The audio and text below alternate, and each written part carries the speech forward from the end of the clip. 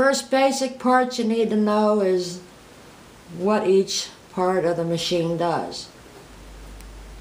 This is for your stitches. This is for the length of stitches you need, and this is for the width of stitches. This particular model has a needle position, but not every machine has that feature. And this one is for tension, because you're going to have to change the tension depending on the thickness of fabric. Over here is the hand wheel, which you want to turn towards you, never backwards, but towards you. To thread the machine, you put the thread in, you put this on,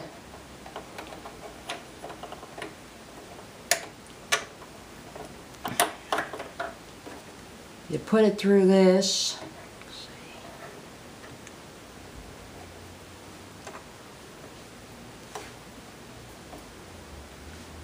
go down here. It actually gives you a guide. You want to wrap this, make sure this is always up, wrap it behind it so it fits in that loop. Then put it down through that, and there's a little thing right there it needs to go through. And always keep the needle in its highest position before you put in the needle.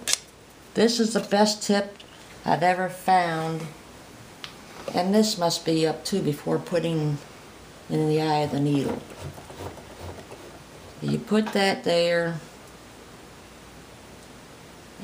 and must always be that way, because if you thread the machine wrong, it will mess up your work. And then, can you put that on pause?